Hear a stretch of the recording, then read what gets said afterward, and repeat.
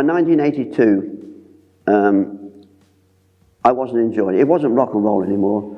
I wasn't enjoying the punk scene, and I'd had enough, and I decided to move on. And my wife was running a fancy dress business. I had, because of my connections in the army, started collecting uniforms as a private collection. And I could see an opening in the fancy dress market for more for the costume side of it, supplying, because we were getting requests from local theatres. Theatre costuming and theatrical costuming is a lot different from fancy dress. So I then started doing that, which I gradually grew, and I could see the market was there, and I got offered a London company contacted me, and I bought a London company with all their uniforms and that. So in '82 I started my Flame Torbay costume hire company, which went on to become, and is now today, the second largest military costumers in the country.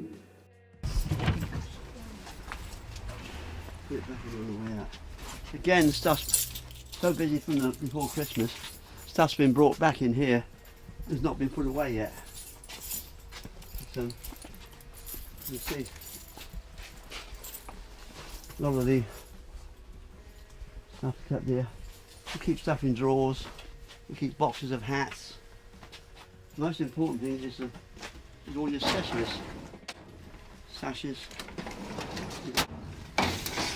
belts, lanyards, belts, which all you have to have go with the, nobody had the uniforms if you haven't got officers' brown leather gloves, black leather gloves,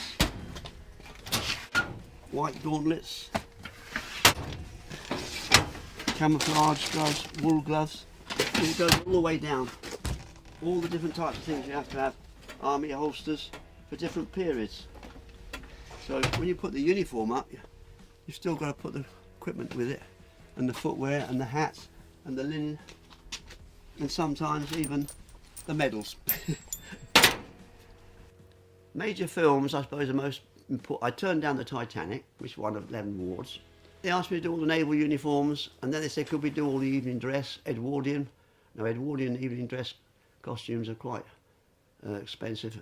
We had a nice lot of new ones, quite nice new ones we had. And they said, everything's got to be 42 chest plus. 42, 44, 46. So I said, why? I said, well, you're cutting out half the stock.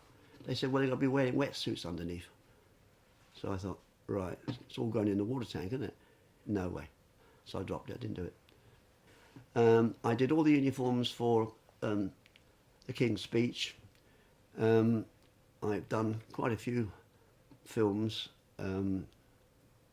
where we just supply the uniforms, but we have done quite a few where we've done the whole wardrobes, like Chasing the Deer, the Bruce, which I costumed and costume designer on those two.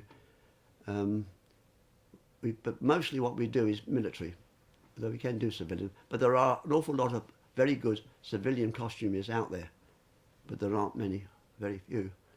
And we are the second biggest in the country. I don't treat any of the staff as staff.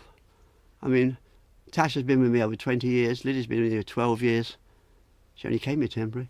But, you know, I'm inclined to listen to younger people's advice. I mean, I can be stubborn, but you can learn from the younger generation, you know. Like they've all said that they'll stick with me till the end, you know. They're not going to walk away and leave me at it. And the place wouldn't have run without them. I don't treat them like employees. I treat them more like a family.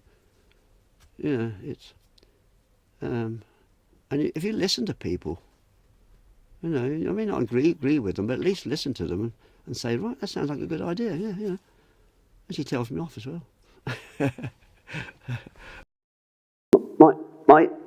My interest in the Bay, which has been my home since 1946, I actually stood several times as independent candidate for Ellicombe. In fact, the first time I stood, out of the 2,000 people that voted in Ellicombe, I took 500 votes and got snipped to the post by the Liberals. I did that several times.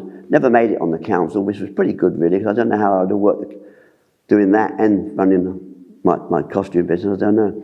But also I came involved, being ex-military, with the Normandy veterans, and I was their standard bearer for 10 years. And in fact, their standard is laid up in Torre Abbey Chapel. I've done several things like saving different parts and things that were going to be built on. My interest is Torbay. I do displays in the museum and the library, as well as Torre Abbey. Yeah, Torque is my home, and I just do some. I can't be doing nothing.